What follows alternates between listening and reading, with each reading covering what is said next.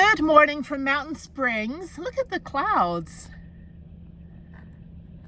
That's pretty cool. Kind of like dark and foreboding.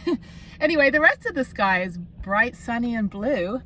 Okay, so I'm going to just do a half trail ride today. So I'm just going to do the Mustang Loop and the Landmine Trail. I'm not going to go and do the whole 20 miles because I'm hurting. I'm hurting a lot. So yeah, I've got a lot to do today. I've got a 2 o'clock appointment.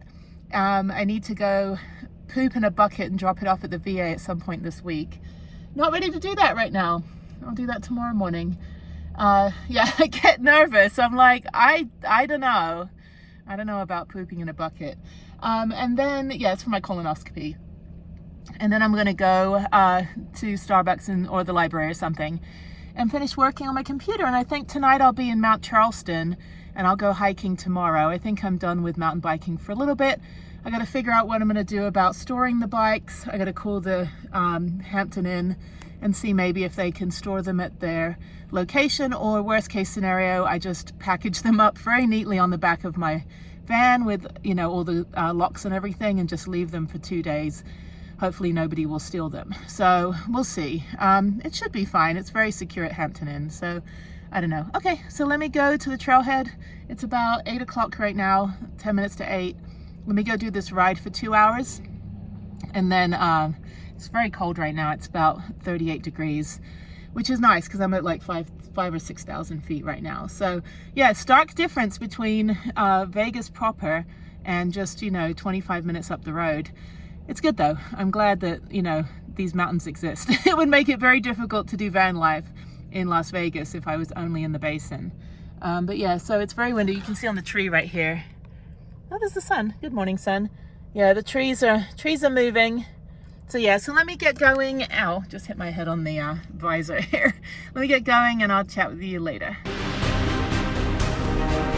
Okay, it's way too windy. I'm gonna turn around and go to Planet Fitness and go run for an hour, and then just take a shower anyway. So I'll be done a little bit earlier, that's fine. I have a 2 p.m. appointment, so I might be able to move that up. But yeah, then I'll work on my computer in between. All right, I'm at the late night trailhead. There's a camper van with a bunch of bikes on the back. It looks like a tour group. I don't have any, I don't have any business cards with me. So it's also little snow flurries. It's raining a little bit. So, okay, that was easy. I'm gonna go I'm gonna ride the next part. And hopefully the rain will stay over there and not over there. Well, actually, yeah, don't go there. But I'm gonna do the big loop and then do the Mustang loop. So I'll probably get rained on. Nobody's around. It's a Friday and there's no wind and there's little snow flurries. So I'm going to head up to a 2,000 foot elevation gain. So it'll probably be snowing a little at the top, but yeah, just makes it more fun. And this is part of the Old Spanish Trail, which is pretty awesome. Okay, now it's hailing and raining at the same time. So executive decision, I'm just going to take the road back. My feet are frozen. I'm cold. I'm hungry. I want some soup, but I got salad. So I'm just going to take the road. It's only a couple miles. It's all downhill, like my life. Yeah, I could take the loop, but I'm so tired right now. It is so freaking cold. My toes are like frostbite. Let me figure out how to get out of here and just go get the hell out. Yeah, it was really fun. Thank you, Red Rock, for yet again another weird weather day. First the wind, and now it's hailing. Not hailing, but like little pockets of styrofoam looking snow, whatever it's called, flurries. But yeah, you can see, I don't know if you can even see it on me, but okay, let me go out to the road and get the hell back to Blue Diamonds. Just down here, downhill, and then up on a left turn, and then that's it. Oh my god, I'm so cold.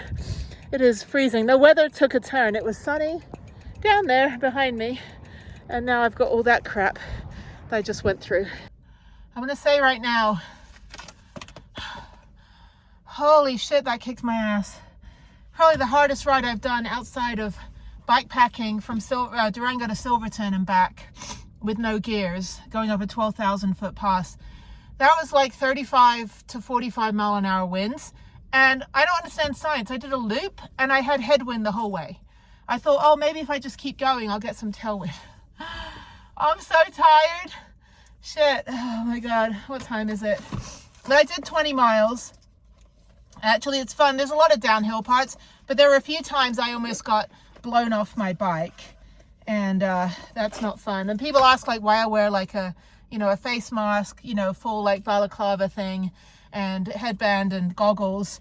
It's because shit hits me out there. Oh my God. Yeah, I did, 19.2 miles, 1,745 foot elevation gain, 2 hours and 57 minutes. So there's my proof of what I did right there on Strava. And sometimes Strava conks out around the weather station. But that's only, I think, if I check Strava halfway through. So I didn't even touch it. I was just like, I don't want to know how far I got. I don't want to see a map. I'm miserable. You know, that was good.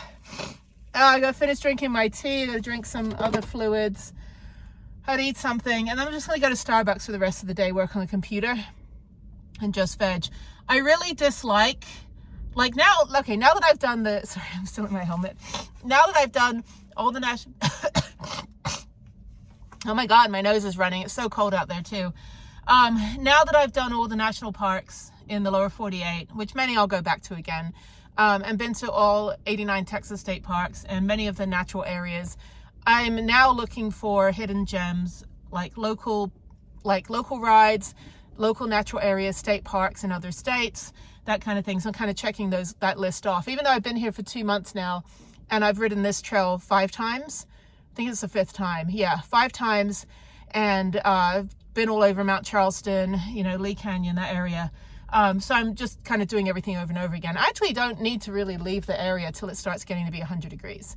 I'm still at 4,000 feet up here, and the sun beats down on you, but the wind was so, like, it's still relatively cold. I mean, it's like, probably right now, it's 59 degrees. But it feels hotter, but I'm completely covered, which is the other reason I cover completely, is because this is all moisture wicking. So I feel cooler than if I had the sun, you know, hitting my skin and burning me.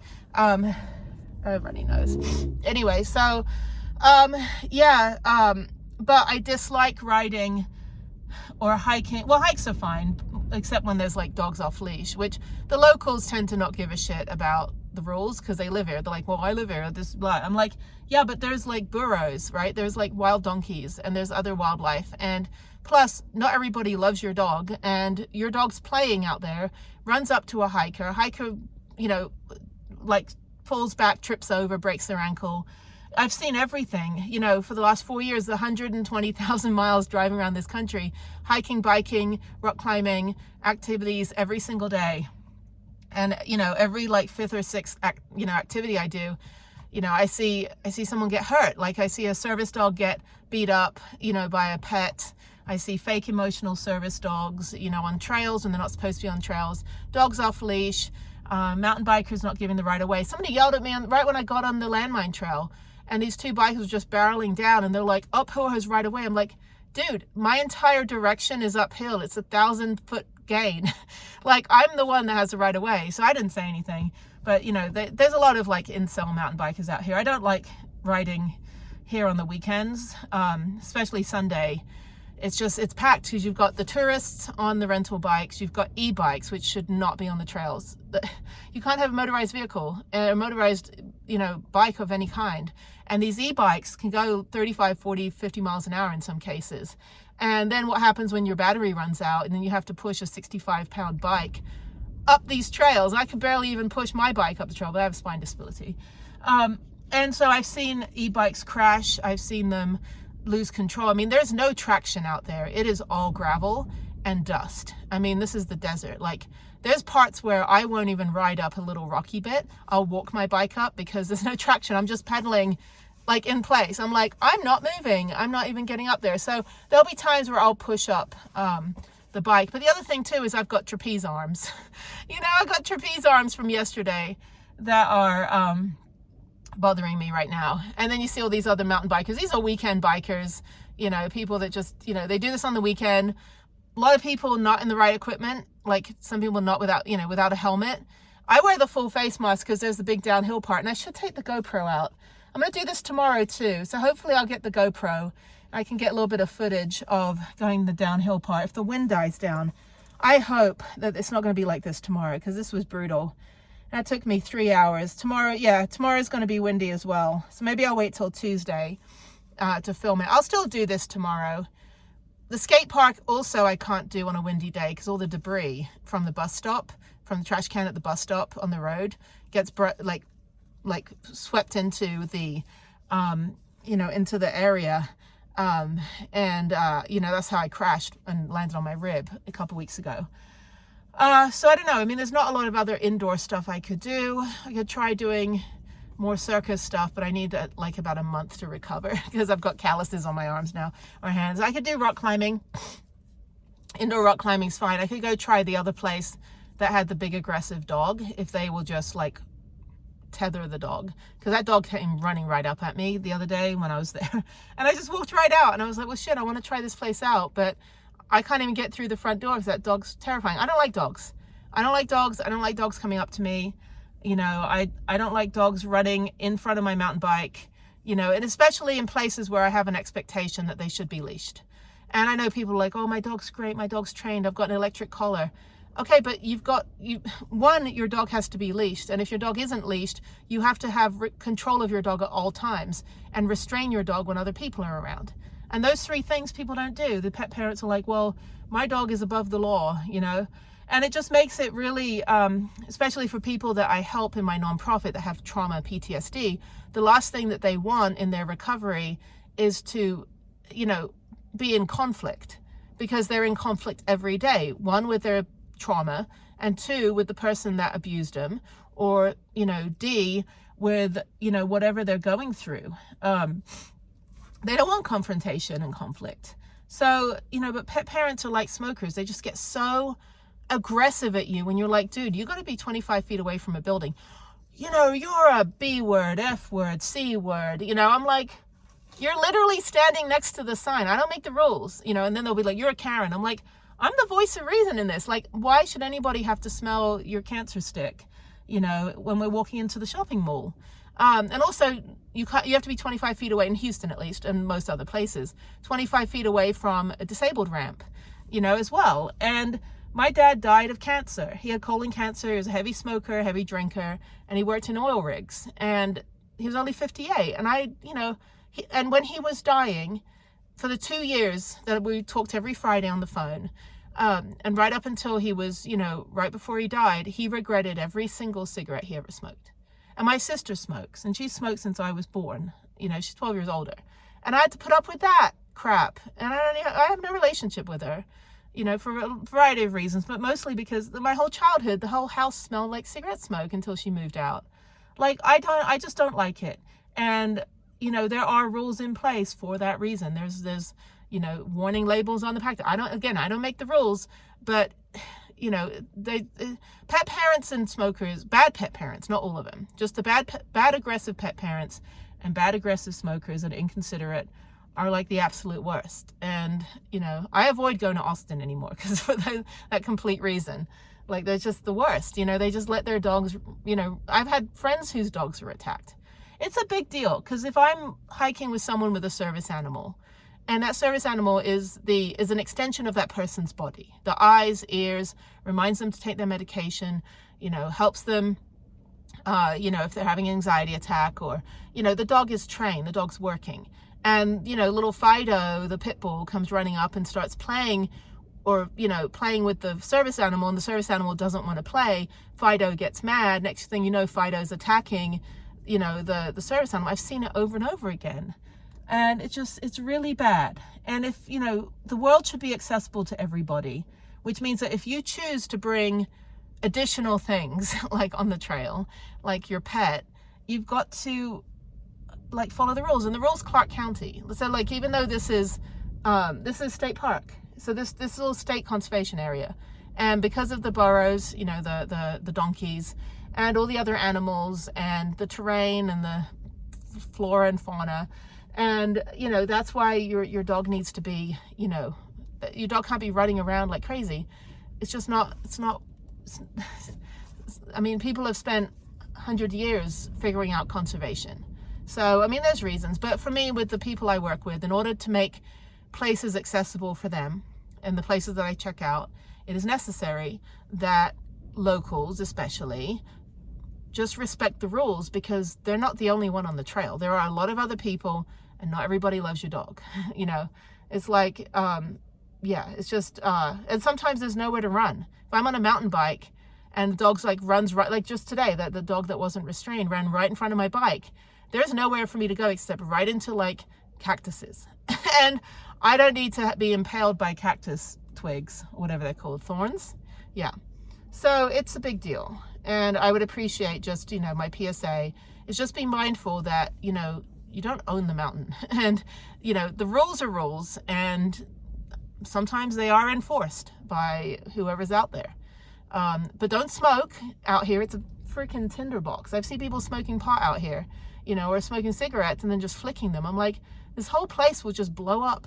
I mean, I want to keep the world somewhat there, you know, for future generations. But yeah, it's a safety issue. I've been injured by skidding out because I'm trying to avoid a dog. I've had dogs run up to me. I've had, you know, just aggressive, angry people that wake up angry in the morning, go for a hike, and they're still angry. And it's almost like they're offended because you're enforcing rules that were made by professionals that have spent decades researching what needs to happen and what is right and wrong out in this area. It's a safety thing, because, you know, I don't want to crash. I don't want to break my arm, break my neck. And, you know, I work with a lot of adventurers that also got injuries from doing something like snowboarding, tried to do a backflip, broke their neck, and now they're paralyzed, but they still want to go snowboarding. So we help them get back into a sit ski or get on an adaptive bike. And now they're even, you know, more perceptive, not like overly cautious, but more perceptive of how to navigate their body and the surroundings. And then if you have some like shitty pet parent, completely inconsiderate, on his phone, smoking, you know, and his dog's running rampant around, and then runs right into an adaptive bike, it's just a disaster. It's unfair. And then that person that we work with doesn't want to go again. And then now the world is not accessible. So it's for the greater good, but just be mindful. And especially national parks, like your fake emotional service animal is not a service animal. And I tell, you know, I have to train like businesses and stuff. That's what, you know, to understand what is a service animal and what's a fake service animal. And one library that I went to here, they were like, well, there was a lady whose dog was just running around. And I said, ma'am, is that service animal? No, what did I say to her? I said, ma'am, what service does that animal provide? And she goes, well, I asked her if it's a service animal, then what service it provides. And she goes, I don't even have to tell you that. Blah. I said, well, that's the first indication it's not a service animal. If you're offended by asking what service does it provide, the four things you can ask, or the only two things you can ask legally. What service does that animal provide, and what 3 specific tasks does that animal provide? So, for example, if you're blind, right, the dog, you know, this dog is an extension of my body, and they provide assistance for sight, right? That's the service. What 3 specific tasks? Identifies the curb, helps identify where things are when I drop them, helps me to get through doors, you know, something like that. There's 3 specific tasks. Somebody that has a service animal would have no problem answering those questions. They could ring off 50 tasks that the dog does for them, right? But someone that has a fake service animal generally gets offended, generally starts yelling. They say, you know, starts saying like, oh, I don't have to tell you anything. And usually they have a certificate. Like, service animals don't have certificates. I mean, you can also ask, how was that animal trained? You know, so like service animals are sometimes trained by the owner, especially like my friends that have epilepsy and things like that. They have a service animal that helps them. If they have a seizure, then the dog can roll them over and things like that. It's kind of cool. Hopefully it's never needed to that point, but it's cool that you have a dog that can identify. But you know, the official service animals are either trained professionally or by their owners. But if you ask a fake emotional service dog, like what, you know, how are they trained? And they just start blowing up at you. I'm like, that's not a service animal. Like, people that use service animals, you know, they're not going to start like yelling at you and be offended that you asked them. In fact, they want to tell you what their animal does because it helps them have a world that's more navigating. You know, like if someone's blind and then you say, oh, you know, what service does your dog, sorry, not pet, what service does your dog provide? And they say, oh, you know, the dog helps me navigate my daily life, you know, helps me walk down the road and helps me, you know, so I don't have to always use a cane, I can use the dog. And so it's, yeah, I mean, but fake service animals, Austin, Texas is the worst because there's so many fake ones that get brought into restaurants and all this. And I was having lunch with a friend of mine and all of a sudden his allergies just kicked up, and because of the histamine. And because this fake animal, like fake service animal, walks in with a big old fake animal, you know, vest, and she's waving her, you know, certificate. And we couldn't even have lunch because he just started, he goes, like his eyes started swelling up and he goes, I got to get out of here, that dog, you know. So there's also people that just have general allergies, you know, but a service animal, yeah, it's a big deal. And all we can do is just kind of call out the people that are breaking the law, you know, like it's a felony in most states. Actually, I'll put it up here how many states have a felony for impersonating a service animal. So I know Michigan does, because in the gas station there's a sign that said it is illegal to impersonate a service animal. So people that bring in their fake dogs, or the fake service animals into restaurants and things, and then claim that they're service animals.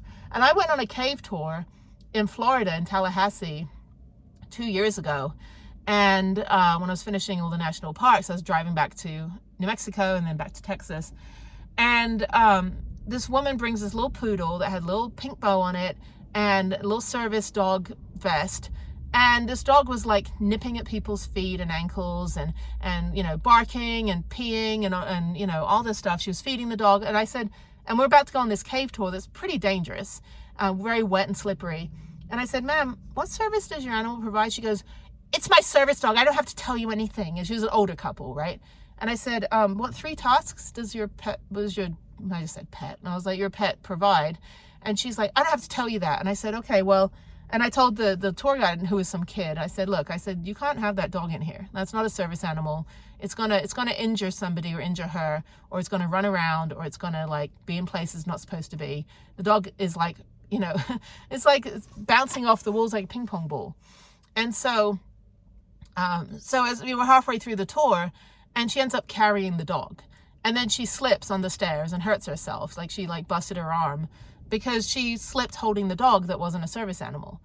And I told the tour guide, I said, look, see, like you can't just, like, people have so many fake service animals, and that dog could have run in front of somebody, you know, that it was providing zero service. It's just that they didn't want to leave the dog in the RV, which I understand that too. I would never encourage someone to leave a dog in a vehicle, especially in a hot day, unless you can leave the AC on or you have, like, you know, other stuff. But if you go to some of the national parks, you go to Zion, and if you go to Capitol Reef and Zion, Capitol Reef, and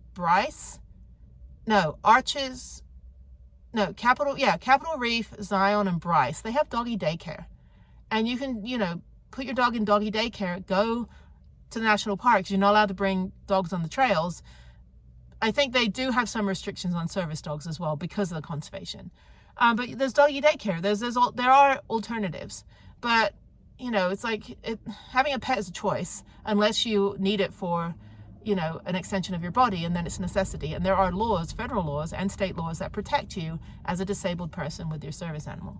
So that's just what I want to say. It's just, you know, I ride and hike and bike every single day of my life, pretty much. And it is incredibly important that, you know, I promote safety as well as adventure. And you can have both.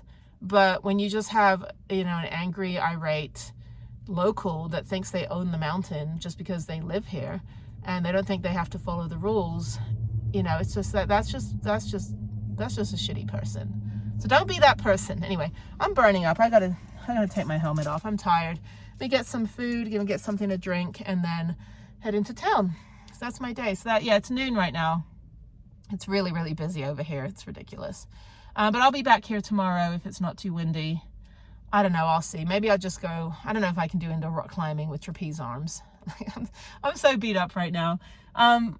So tomorrow's Monday, and then I fly back on Friday. I got a lot of computer work to do today. So let me get going. I'll talk to you guys later. Thank you. Bye.